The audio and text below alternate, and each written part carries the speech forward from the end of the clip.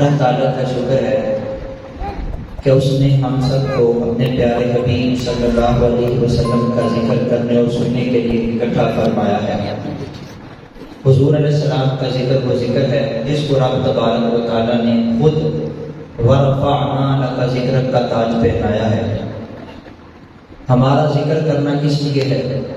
ما ان مدحت محمد بمقالتی ولکن مدحت مقالتی بمحمد صلی اللہ علیہ وسلم۔ کسی شاعر نے کہا تھا کہ میں حضور کا ذکر کر کے حضور کے تذکرے کو، حضور کے ذکر کو بلند نہیں کر رہا، بلکہ میں تو حضور کا نام لے کے اپنی قسمت کو جگمگا رہا ہوں۔ تو آج ہم حضور کا ذکر کرنے اور سننے کے لیے اس لیے بیٹھے ہیں کہ حضور کا ذکر کرنے اور سننے سے اللہ ہماری قسمت کو چمکا دے۔ ان کے انصار کوئی کیسے ہی رنج میں ہو، جب یاد آ گئے ہیں سب غم بھلا دیے ہیں۔ اللہ تبارک و تعالیٰ قرآن میں ارشاد فرماتا ہے، سورہ ہود ہے، آیت نمبر 120 ہے، وَكُلًّا نَقُصُّ عَلَيْكَ مِنْ أَنْبَاءِ الرُّسُلِ مَا نُثَبِّتُ بِهِ فُؤَادَكَ۔ اے محبوب، جو پچھلے انبیاء گزرے ہیں ہم ان کا تذکرہ آپ کے لیے اس لیے کرتے ہیں تاکہ آپ کے دل کو اس سے سکون اور راحت محسوس ہو جائے۔ کس کا ذکر ہے؟ پہلے انبیاء کا ذکر۔ کس کے لیے ہے؟ اللہ کے آخری نبی کے لیے۔ یہ پہلے انبیاء کا ذکر ہے، اس کے لیے آخری نبی کے لیے کیوں ہو رہا ہے؟ تاکہ محبوب کے دل کو اطمینان اور سکون مل جائے۔ مسئلہ ہی بالکل واضح ہے، اگر پہلے انبیاء کا ذکر نبی آخر الزمان کے دل کے سکون اور راحت بخش سکتا ہے تو آخری نبی کا ذکر اس کے امتیوں کے لیے کیوں سکون کا باعث نہیں ہو سکتا ہے؟ اس لیے حضور علیہ السلام کا ذکر کرنے کے لیے ہم سب اکٹھے ہوئے ہیں۔ میں جو اپنا مضمون ہے اس کو کچھ سوال و جواب کی صورت میں بیان کروں گا تاکہ میرے لیے سمجھانا اور آپ کے لیے سمجھنا آسان ہو جائے۔ ایک بندہ میرے پاس آیا اور آ کے کہنے لگا کہ مولانا صاحب، جیسے ہی ربیع الاول کا مہینہ آتا ہے تو پتہ نہیں سنیوں کو کیا ہو جاتا ہے، پاگل بن جاتے ہیں، جھلے ہی ہو جاتے ہیں۔ ہر گلی کے اندر ایک جلوس آ رہا ہے، ایک جا رہا ہے، کوئی لائٹیں لگا رہا ہے، کوئی محفلیں کرا رہا ہے۔ ایک محفل ہوتی ہے تو پھر وہی امام صاحب ہوتے ہیں تو دوسرے گھر میں بھی جا کے وہی کچھ ہو رہا ہوتا ہے، پتہ نہیں ان کو کیا ہو جاتا ہے۔ میں نے کہا بھائی سنیوں کو بعد میں کہنا، پہلے یہ دیکھو کہ حضور نبی کریم صلی اللہ علیہ وسلم اپنے یاروں کے ساتھ جب احد پہاڑ پہ گئے تو احد پہاڑ پہ زلزلہ آ گیا۔ حضور علیہ السلام نے ارشاد فرمایا کہ اے احد رک جا، تو وہ زلزلہ رک گیا۔ عاشق کہتے ہیں وہ زلزلہ نہیں تھا بلکہ جب حضور علیہ السلام کے قدم نازنین کی ٹھنڈک اس احد پہاڑ کو محسوس ہوئی تو اس کو وجد آ گیا تھا، اور اس نے کہا کہ میں کہاں اور میرے محبوب علیہ السلام کے قدم کہاں؟ رب نے اتنا کرم کیا کہ محبوب علیہ السلام کے قدم نازنین مجھ پہ لگ گئے، اس پہاڑ کو وجد آ گیا۔ اور دوسری طرف دیکھیے، ایک کھجور کا درخت اور تنا ہے جس کو ٹیک لگا کے میرے اور آپ کے محبوب علیہ السلام خطبہ ارشاد فرماتے ہیں۔ جب تعداد امتیوں کی بڑھ گئی تو بنو نجار کی ایک عورت آئی اور کہنے لگی یا رسول اللہ، میں آپ کے لیے ممبر بنوا کے لائی ہوں، آپ اس کھجور کے تنے کو جو ٹیک لگا کر خطبہ ارشاد فرماتے اس کو چھوڑیں، ممبر پر جلوہ گر ہو کے آپ خطبہ ارشاد فرمائیں۔ حضور علیہ السلام ممبر پہ جلوہ گر ہو گئے۔ حضور علیہ السلام نے بیٹھ کے جب خطبہ ارشاد فرمایا تو مسجد نبوی سے رونے کی آوازیں آنا شروع ہو گئی۔ اب صحابہ دیکھتے ہیں ارد گرد رونے والا نظر نہیں آتا پر آوازیں آ رہی ہیں، لیکن محبوب کے قربان جائیں وہ جانتے تھے کون میرے عشق کے اندر رو رہا ہے۔ حضور علیہ السلام اپنے ممبر سے نیچے اترے اور آپ نے اس درخت کو، اس ستون کو جس کو ستون حنانہ کہا جاتا ہے، اس کو اپنے سینے سے لگانا۔ کیا قسمت ہوگی اس ستون کی جس کو حضور علیہ السلام نے اپنی باہوں میں لیا، اپنے سینے سے لگایا۔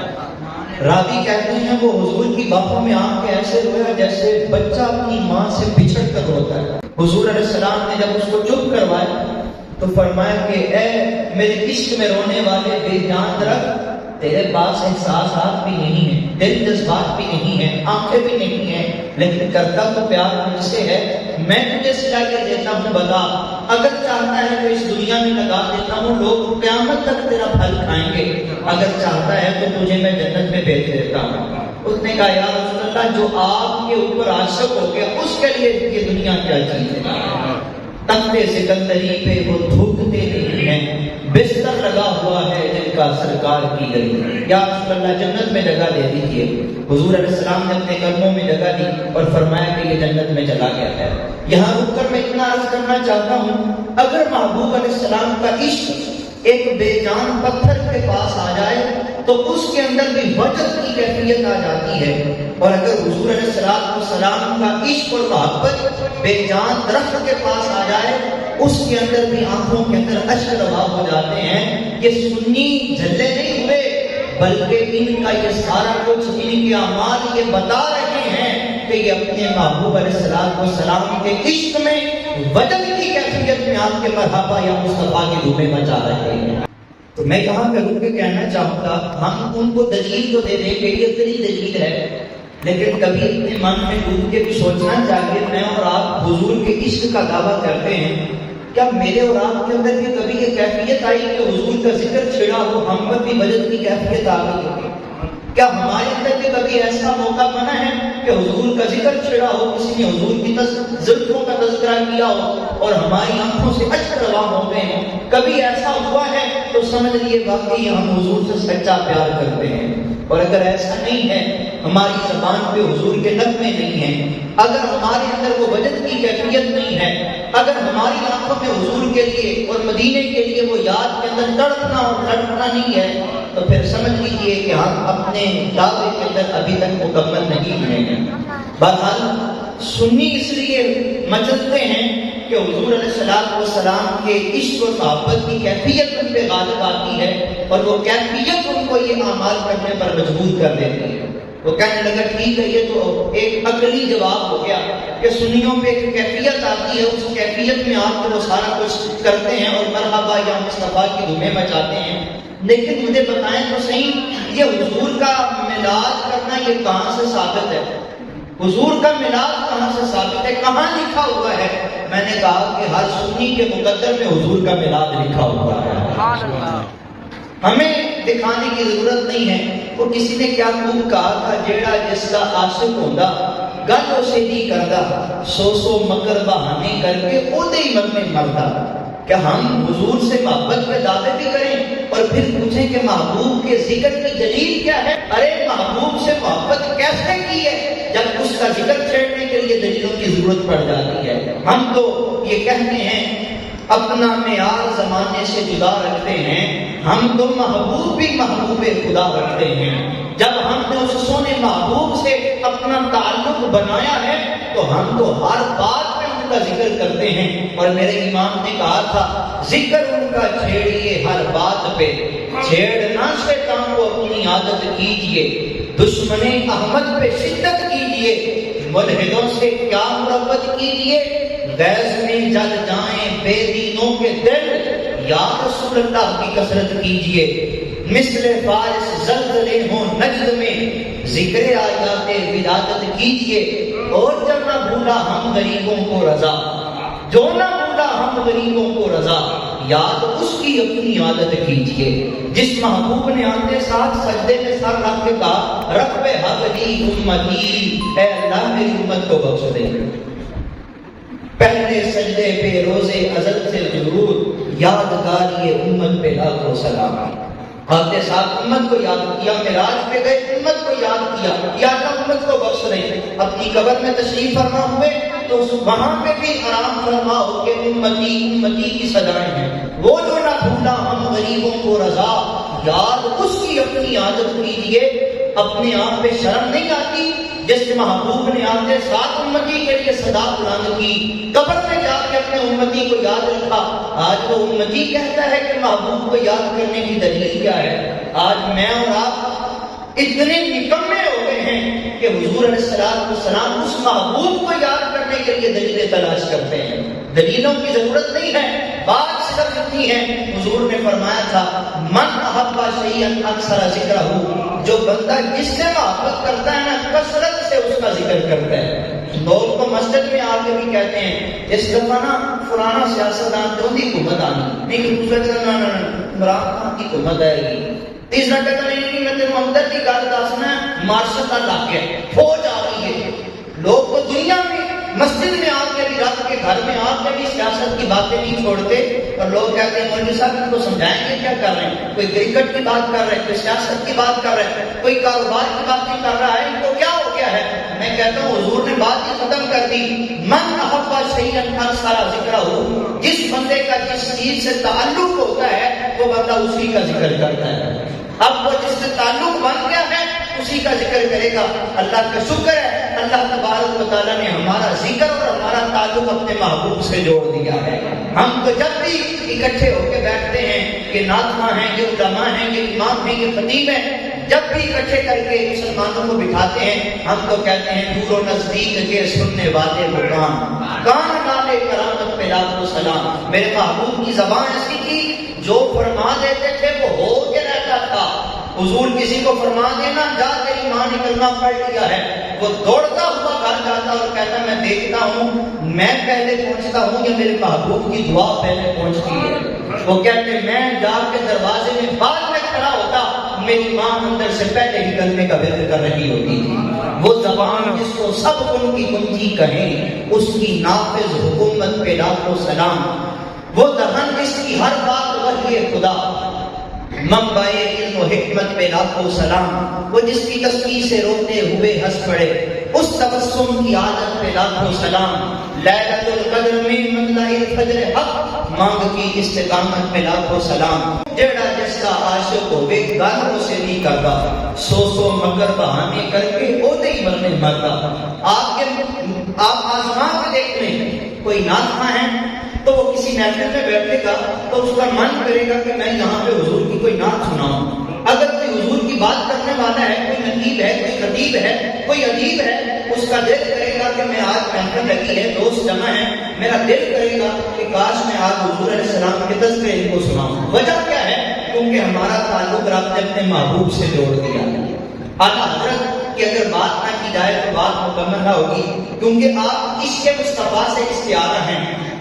ہم جب چاند کو دیکھتے ہیں تو چاند کے اندر ایک کالا نشان بنا ہوا ہے. ہماری مائیں اور بڑی عورتیں اور بڑے لوگ کہا کرتے تھے کہ یہ چاند کے اندر نشان اس لیے ہے کہ مائی چرخا کاٹ رہی ہے.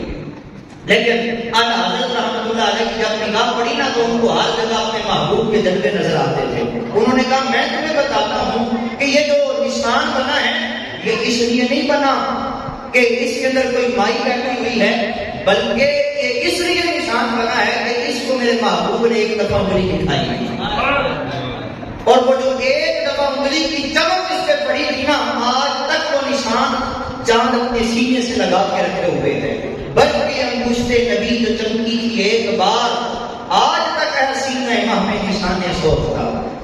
آپ فرماتے ہیں چاند ہے نا، پہلے دن کا چاند بندے کو بڑا سونا لگتا ہے، بالکل باریک سا ہوتا ہے، بالکل باریک، بڑا سونا لگتا ہے. اور باریک جو بالکل چاند ہوتا ہے نا وہ ایسے ہوتا ہے جیسے ناخن کاٹا ہوتا ہے. اگر پورا ناخن کاٹا ہو نا تو وہ چاند کی شیپ اختیار کر جاتا ہے. اور پہلے دن کا چاند ہو سارے لوگ اس کو دیکھ رہے ہوتے ہیں. اور ربیع الاول آنے سے پہلے جب ربیع الاول کا چاند دیکھا جاتا ہے تو ہر آدمی کی آنکھیں آسمان کی طرف ہوتی ہیں. رمضان کا چاند ہو تو ہر کوئی مسلمان آسمان کی طرف دیکھ رہا ہوتا ہے. اعلیٰ حضرت رحمۃ اللہ علیہ فرماتے ہیں جب اس چاند کو لوگ دیکھتے ہیں نا پہلے دن، یہ چاند کو دیکھتے دیکھتے آسمان کھولنے لگ جاتا ہے. آسمان اپنے آپ میں اتراتا ہے کہ میرا تو بڑا مقام ہے، سب لوگ ہی مجھے دیکھ رہے ہیں. اعلیٰ حضرت رحمۃ اللہ تعالیٰ علیہ اس چاند کو مخاطب کر کے کہتے ہیں چاند اتنا نہ پھول اپنے آپ پہ، تو تیرا حسن ہوگا، لوگ تیرے سے دائی ہوں گے، لیکن میری آنکھ میں محبوب کے پاؤں کا ناخن بستا ہے. اور جس آنکھ کے اندر محبوب کے پاؤں کا ایک ناخن بستا ہو اس میں اس کی روشنی کیا کام کرے گی. دل اپنا بھی شہدائی ہے اس ناخن پاک. میرا دل حضور علیہ السلام کے پاؤں کے ناخن کا شہدائی ہے، تو پھر میں تیرے چاند کی روشنی کو کیا کروں گا؟ دل اپنا بھی شہدائی ہے اس ناخن پاؤں کا، اے چاند اپنے اوپر اتنا نہ بھول۔ بہرحال حضور علیہ السلام کے عاشق کعبۃ اللہ کا حج کرنے کے لیے گئے، تو جو حاجی ہیں ماشاءاللہ پھر مدینے کے مسافر ہیں، انہوں نے دیکھا ہوگا کہ وہاں کعبے کے اوپر ایک پرنالہ لگا ہوا ہے جس کو رحمت کا پرنالہ کہتے ہیں، اس کا منہ کس طرف ہے؟ حضور کے روزے کی طرف ہے۔ اعلیٰ حضرت رحمۃ اللہ علیہ نے اس کو جب دیکھا نا، تو اب ان کو اس پرنالے کے اندر بھی حضور علیہ السلام کے جلوے نظر آئے۔ کہا کہ اس کا منہ حضور کے روزے کی طرف کیوں ہے؟ وجہ کیا ہے؟ کہتے ہیں اس لیے کہ یہ اس کعبۃ اللہ کی آنکھیں ہیں، گویا کہ کعبۃ اللہ بھی کہہ رہا ہے مجھے دیکھنے والوں، مجھے بھی جو عزت بخشی ہے وہ اس سونے محبوب نے بخشی ہے، میں یہ کہہ رہا ہوں مجھے دیکھنے کے بعد اب کعبے کو بھی دیکھ لو۔ حاجیو آؤ شہنشاہ کا روزہ دیکھو، کعبہ تو دیکھ چکے، کعبے کا کعبہ دیکھو، سن تو رضا کعبے سے یہ آتی ہے صدا، میری آنکھوں سے میرے پیارے کا روزہ دیکھو۔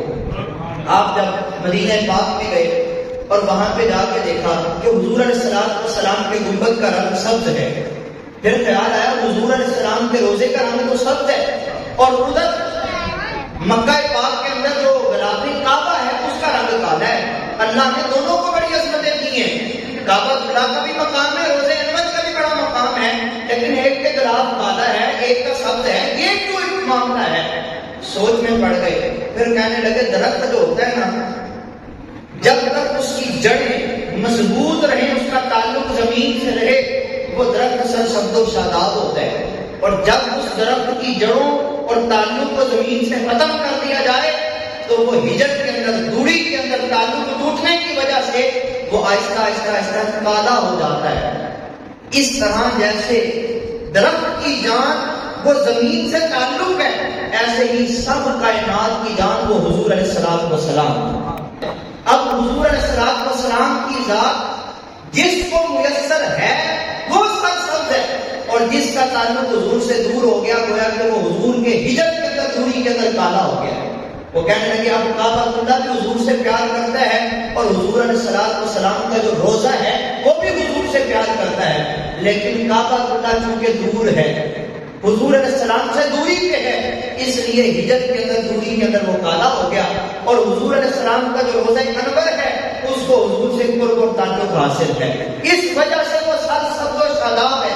اور پھر کہتے ہیں سرسبز وصل یہ سیاہ پوش ہجر کو چمکی جو دوپٹوں سے حاجت جگر کی ہے۔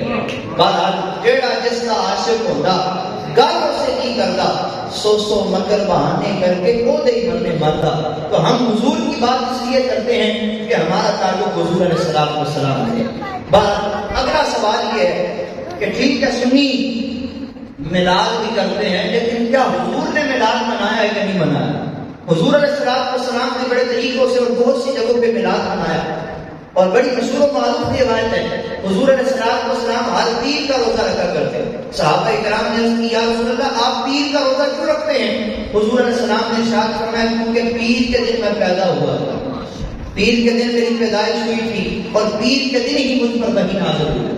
اب حضور علیہ السلام پیر کا روزہ رکھ کر اپنی پیدائش اور اپنا میلاد منایا کرتے تھے۔ تو میں اپنے سنی بھائیوں کو بھی کہوں گا کہ اگر ہم حضور علیہ السلام کا میلاد کر کے حضور علیہ السلام کی پیدائش کو مناتے ہیں، جلوس نکال کے حضور کا میلاد کرتے ہیں، تو ہمیں روزہ رکھ کے بھی حضور کا میلاد منانا چاہیے۔ حضور علیہ السلام منبر پہ بیٹھ کے بارہا مرتبہ حضور نے اپنا نسب بیان کیا کہ میرا نسب یہ ہے، میں فلاں کی اولاد میں سے ہوں، اللہ نے مجھے تمام میں سے عزت عطا فرمائی ہے۔ اور ایک مقام پہ تو حضور علیہ السلام نے ارشاد فرمایا میرا مقام یہ سننا چاہتے ہو تو سنو، انا دعوت ابراہیم و بشارت عیسیٰ و رؤیا امی التي رأت دین ودعتنی وقد خرج لها نور اضاء لها قصور الشام۔ کہا کہ میں وہی محمد ہوں، توجہ فرمائیے گا، میں وہی محمد ہوں، انا دعوت ابراہیم جو حضرت ابراہیم کی دعا ہوں، وہ بشارت عیسیٰ میں حضرت عیسیٰ علیہ السلام کی خوشخبری ہوں۔ اب میں ابراہیم کی دعا ہوں، یہ کیا ہے؟ اللہ تعالیٰ نے یہ سارا جہاں اور کائنات کی ساری چیزیں اپنے محبوب کے لیے بنائی. اللہ تعالیٰ نے روز ازل سے ہی انبیاء کو اکٹھا کر کے فرمایا اے میرے انبیاء میں تمہیں دنیا میں بھیج رہا ہوں، لیکن یہ یاد رکھنا مقصود کائنات وہ میرے محبوب کی ذات ہے. زمین و زمان تمہارے لیے، مکین و مکان تمہارے لیے، چنین و چنا تمہارے لیے، بنے دو جہاں تمہارے لیے، ہم آئے جہاں تمہارے لیے اور اٹھے بھی وہاں تمہارے لیے. اب اللہ نے انبیاء کی ڈیوٹی لگائی، اے میرے انبیاء جو بھی تم میں زمین میں جاتا رہے، جا کے اگر کہ اس کو دین ملے، شریعت ملے، کتاب ملے، عزت ملے، مرتبہ ملے، وجاہت ملے، لیکن میرے محبوب کے چلتے ہر دم کرتے رہنا. اس لیے جو نبی بھی آئے وہ میرے محبوب کے تذکرے کرتے رہے، اللہ رب العزت کا پیغام کو پہنچاتے رہے، ساتھ اعلان کرتے رہے کہ اے دنیا والو، اللہ نے جس کے لیے ساری کائنات سجائی ہے وہ آنے والا ہے.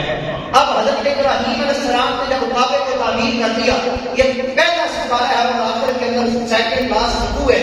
پھر رب کی بارگاہ میں دعا کرنے لگے یا اللہ میں نے کعبہ اللہ بنا دیا ہے، ربنا تقبل منا، یا اللہ اب اس کو قبول کر لے، میں نے کعبہ کو بنا دیا ہے. پھر آگے اگلی آیت کے اندر فرمایا یا اللہ تو نے فرمایا تھا میرا سونا محبوب آئے گا، میں نے تو اب کعبہ بنا دیا ہے، ربنا وابعث فیہم رسولا، اب تجھ سے دعا کرتا ہوں اس سرزمین مکہ کے اندر اب تو اپنا محبوب بھیج دے. حضرت ابراہیم دعا کر رہے ہیں یا اللہ وہ جس محبوب کے آنے کے وعدے تو نہیں کیے تھے، میں تجھ سے دعا کر رہا ہوں اب تو اس محبوب کو بھیج دینا. حضرت عیسیٰ علیہ السلام اپنے امتیوں کو اکٹھا کر کے کہنے لگے اے میرے امتیوں، سارے نبی اعلان کرتے رہے کہ آنے والا ہے، آنے والا ہے. وَمُبَشِّرًا بِرَسُولٍ يَأْتِي مِن بَعْدِ اسْمُهُ أَحْمَدُ، میں تمہیں بالکل واضح خوشخبری دے رہا ہوں. اب انتظار کی گھڑیاں ختم ہو گئی ہیں.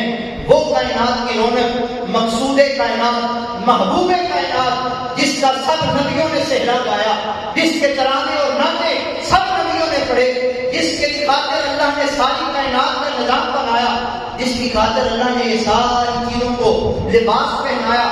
اب انتظار کی گھڑیاں ختم ہو گئی. وہ سونا محبوب بالکل منتصر میرے بعد اس دنیا میں آنے والا ہے.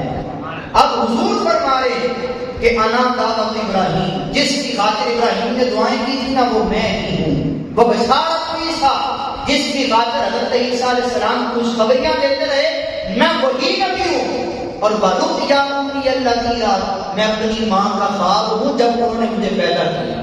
حضور علیہ السلام کی والدہ نے جب حضور کو پیدا کیا وہ خواب نہیں تھا، وہ حقیقت تھی. لیکن حضور فرما رہے ہیں وَلُقْيَا أُمِّيَ الَّذِينَ، میں اپنی ماں کا خواب ہوں. خواب تو ہوتا ہے نیند کے اندر، اور جب کہ آپ کی والدہ کو آپ کو بیداری کی حالت میں جنم دیتی ہیں، پیدا کرتی ہیں. لیکن حضور علیہ السلام اس کو خواب کیوں کہتے ہیں؟ وجہ یہ ہے کہ حضرت آمنہ فرماتی جب حضور علیہ السلام پیدا ہوئے نا تو حضور فرما رہے ہیں خارج لہا نورن، جب میں پیدا ہوا تو میری ماں کے بدن سے ایسا نور نکلا. بیٹھی مکے میں تھی، رب تبارک و تعالیٰ نے اس نور کی وجہ سے شام کے محلات بھی دکھا دیے. اب حضور فرما رہے ہیں کہ نور ایسا تھا لگتا میں بیداری میں تھا، میری والدہ بھی بیداری میں تھی، لیکن خواب اس لیے کہہ رہا ہوں کہ بیٹھے مکے میں تھے. صرف حضرت آمینہ کو نہیں، حضرت شفا، حضرت عبد الرحمن بن عوف کی والدہ آپ کہتی ہیں مجھے بھی مکے میں بیٹھ کے شام کے حالات نظر آ رہے تھے. ایسا لگ رہا تھا اپنی آنکھوں پہ یقین نہیں آ رہا تھا، ایسا لگ رہا تھا کہ گویا کہ ساری چیزیں عالم بیداری میں نہیں بلکہ خواب کے اندر ہو رہی ہیں. اس لیے حضور نے فرمایا میں اپنی ماں کا وہ خواب ہوں جو میری ماں نے پیدا ہوتے مجھے دیکھا تھا. اب حضور علیہ السلام پیدا ہوئے تو حضور علیہ السلام کے جسم سے کستوری کی خوشبو آ رہی ہے. حضور علیہ السلام ہاتھ دھو کے پیدا ہوئے اور غیب سے آوازیں آ رہی ہیں میرے محبوب کو نہلانے کی ضرورت نہیں ہے، یہ تو تمام لوگوں کو پاک و صاف کرنے کے لیے آئے ہیں. حضور علیہ السلام کی آنکھوں میں سرما لگا ہوا ہے، بدن سے خوشبو آ رہی ہے، آپ کی ناک کٹی ہوئی ہے، ختنے ہوئے ہیں، اور حضور علیہ السلام کی پشت پہ دونوں کندھوں کے درمیان مہر نبوت چمک رہی ہے، اور آپ پیدا ہوتے ہی اپنی امت کو یاد کر رہے ہیں. بہرحال حضور نے اپنا میلاد خود منایا اور خود فرمایا کہ میں ابراہیم کی دعا ہوں، میں حضرت عیسیٰ علیہ السلام کی خوشخبری ہوں، اور میں اپنی ماں کا وہ خواب ہوں جس کی وجہ سے مکے میں بیٹھ کے میری والدہ کو شام کے معاملات نظر آ گئے. آخری سوال. پہلا سوال تھا کہ سنیوں کو کیا ہو گیا؟ سنیوں کو کچھ نہیں ہوا، ان کو حضور کی محبت میں وجد آ رہے ہیں. دوسرا سوال یہ تھا کہ میلاد کیوں کرتے ہیں؟ ہم حضور کا میلاد اس لیے کرتے ہیں کہ اللہ نے ہمارا تعلق اپنے محبوب سے کر دیا ہے. تیسرا سوال یہ ہے کیا حضور نے میلاد منایا ہے کہ نہیں منایا؟ وہ میں نے تفصیلاً بیان کیا کہ حضور نے میلاد منایا ہے کہ نہیں منایا. چوتھی بات، حضور علیہ السلام کا میلاد کرنے کا مقصد کیا ہے؟ بتانا کیا چاہتے ہیں؟ سادہ سا جواب ہے. صحابہ کرام مسجد نبوی میں بیٹھے ہیں، حضرت امیر معاویہ رضی اللہ تعالیٰ عنہ اس حدیث کے راوی ہیں. صحابہ کرام مسجد میں بیٹھے ہیں، حضور علیہ السلام صحابہ کرام کی مجلس میں آ کے فرماتے ہیں میرے صحابہ تم یہ محفل جما کے بیٹھے ہو، یہاں تمہارے بیٹھنے کا مقصد کیا ہے؟ تم کیوں بیٹھے ہو؟ صحابہ کرام نے کہا یا رسول اللہ جلسنا ندعو اللہ ونحمده علی ما هدانا لدینہ ومن علینا بہ. یا رسول اللہ اور کوئی مقصد نہیں ہے، ہم مسجد میں صرف اس لیے محفل سجا کے بیٹھے ہیں، رب کا شکر ادا کر رہے ہیں. یا اللہ تیرے شکر ہے ہم میں سے کوئی بتوں کی عبادت کرتا، کوئی سورج کی، کوئی چاند کی، کوئی کچھوے کو پوجتا، کوئی گائے کو، کوئی کسی جانور کو، کوئی کسی کو. ہزاروں خدا تھے. یا اللہ تیرا شکر ہے تو نے اپنا محبوب بیچ کے ہم پہ احسان کیا، ہم بھی کسی غیر خدا کے سامنے نہیں جھکے، ایک رب وحدہ لا شریک کے سامنے سجدہ ریز ہوئے. ہم رب کا شکر ادا کر رہے ہیں. یا اللہ تیرا شکر ہے جو تم نے سونا محبوب بھیجا ہے، اس کے صدقے ہی آج ہم ایک خدا کے سامنے سجدہ کر رہے ہیں. ہم رب کا شکر ادا کر رہے ہیں. ہمارے باپ ہماری مائیں بوڑھی ہو جاتی تھی، مکے میں اکاس بازار کرتا تھا، ہم اپنی ماں کو گلے سے پکڑتے تھے، باپ کو گلے سے پکڑتے تھے، جا کے مکے کے بازاروں میں بیچ کے آتے تھے اور بولی لگایا کرتے تھے. ہمیں شرم بھی نہیں آتی تھی، ہم بولی لگاتے تھے یہ 10 درہم میں ہے، یہ 10 دینار کے اندر ہے. لیکن محبوب آپ پہ قربان جائیں، اللہ نے ہم پہ احسان کیا ہے. اب اللہ نے ہمیں بتا دیا، آپ کے ذریعے آپ نے ہمیں مقام بتا دیا کہ ماں کیا ہوتی ہے، باپ کیا ہوتا ہے. ہم تو نہیں جانتے ماں کیا ہے، باپ کیا ہے. یہ آپ کا احسان ہے.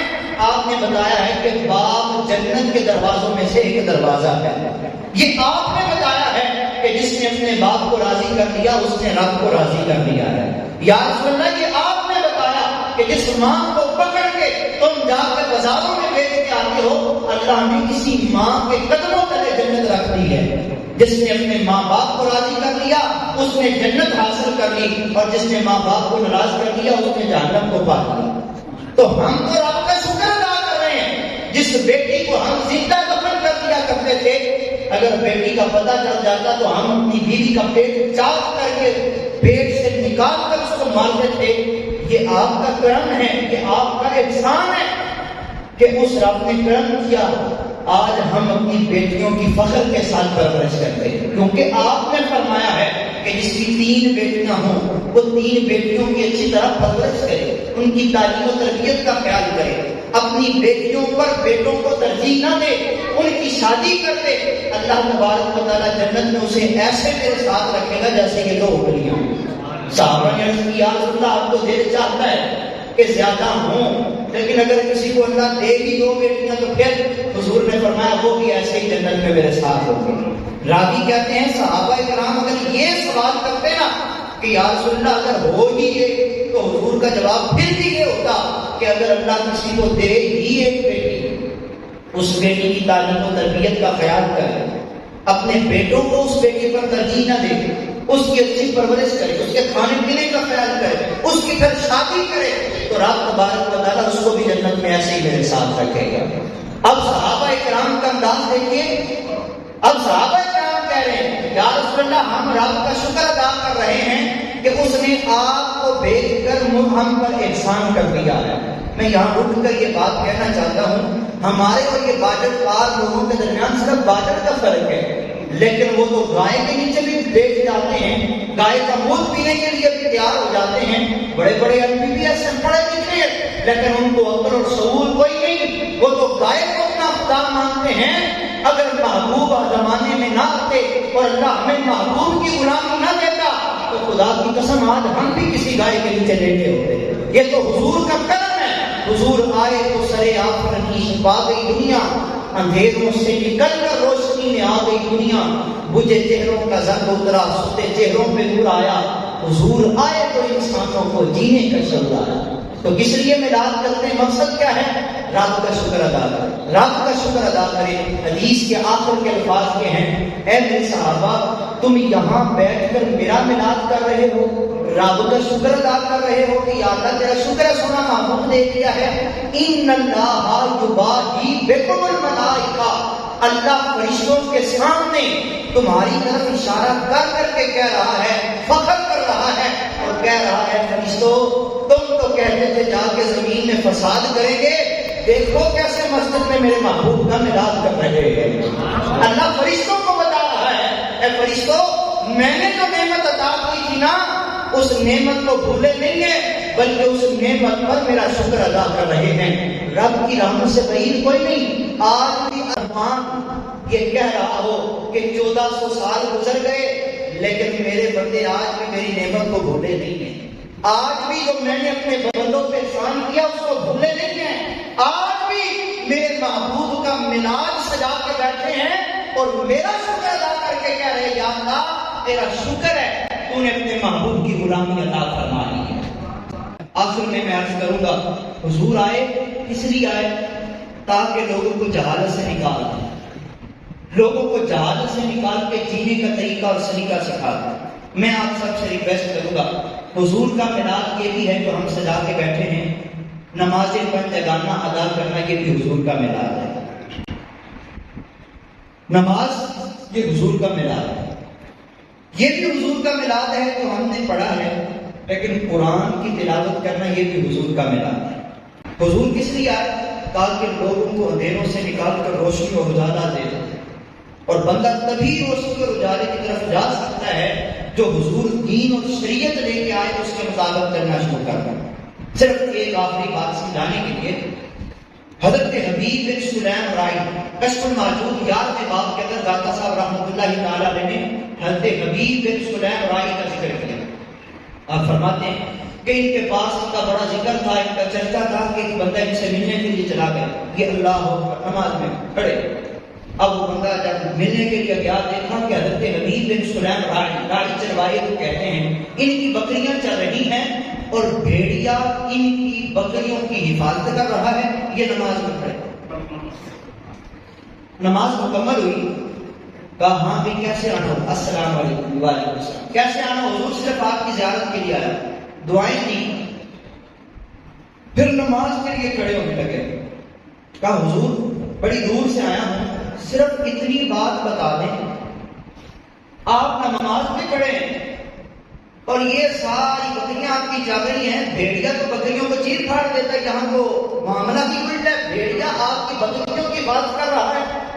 آپ بیٹھ گئے، اپنا پیالہ نکالا اور پیالہ نکال کر آپ نے ایک پتھر کے نیچے رکھا، اس کے اندر سے شہد اور دودھ کی نہریں جاری ہو گئی۔ شہد جب وہ اس پیالے کو بھر دیا، شہد اور دودھ کے ساتھ خود بھی پیا، اس کو بھی پلایا، وہ کہتا حضور میری سمجھ نہیں آ رہا یہ کیا چیز ہے، مجھے سمجھ نہیں آ رہا کہ یہ کیا چیز ہے، مجھے سمجھائیں، مجھے بتائیں یہ سب کچھ کیسے ملا؟ حضرت حبیب بن سلیم رائی رضی اللہ تعالیٰ عنہ کہنے لگے یہ جو تم سب کچھ دیکھ رہے ہو اس میں تعجب کیا ہے، یہ سارا کچھ مجھے محبوب کی غلامی اختیار کر کے ملا ہے۔ اور کہنے لگے کہ جب میں اس مالک کی بارگاہ میں حاضر ہوں، میں اس کی خدمت میں حاضر ہوں تو بھیڑیا میری بکریوں کی حفاظت کر رہا ہے، تعجب کی بات کیا ہے؟ پہلا سپارہ تو اٹھاؤ، بنی اسرائیل اللہ تبارک و تعالیٰ نے نبی کو بھیجا، انہوں نے نبی کو ستایا بھی پڑا، اللہ اگر اس نبی کی امت کے نخرے اٹھا سکتا ہے، ان کے لیے آسمان سے دسترخوان بچھا سکتا ہے، تو سب سے افضل نبی امام الانبیاء صلی اللہ علیہ وسلم کا اگر کوئی امتی ہو اور وہ حضور کی بات مان کے زندگی بسر کرے، اللہ اس کے لیے چشمے کیوں نہیں جاری کر دے؟ یہ تعجب کی بات کون سی ہے؟ پھر اس نے کہا حضور مجھے سمجھ آ گئی، غلامی کے رسول ہی سارا کچھ ہے۔ وہ ڈاکٹر اقبال نے جو فلسفہ سمجھایا کہ محمد سے وفا تم نے تو ہم تیرے ہیں، یہ جہاں چیز ہے کیا لوہ قلم تیرے ہیں۔ میں آپ تمام دوست احباب سے کہوں گا میلاد کا یہ سبق یاد رکھیے گا. اگر ہماری زندگی میں حضور علیہ السلام کی احکامات کی پیروی کرنے کا جذبہ آ گیا تو سمجھ لیں ہم نے حضور کے میلاد کا حق ادا کیا ہے. اور اگر ہم نے سال بعد حضور کا میلاد کر لیا، نماز نہ پڑھی، قرآن نہ پڑھا، زکات فرض کی نہ دی، حضور علیہ السلام کی بارگاہ میں نہ گئے، اپنے رشتہ داروں کے ساتھ منہ موڑ لیا، تو پھر میلاد کا کوئی فائدہ نہیں ہے. اللہ مجھے اور آپ کو حضور علیہ السلام کے دین کی خدمت اور دین پر عمل کرنا نصیب فرمائے. صاحبو، میرا بیان ختم ہوا. اللہ رب العزت ہم سب کو جو سنا عمل کی توفیق عطا فرمائے.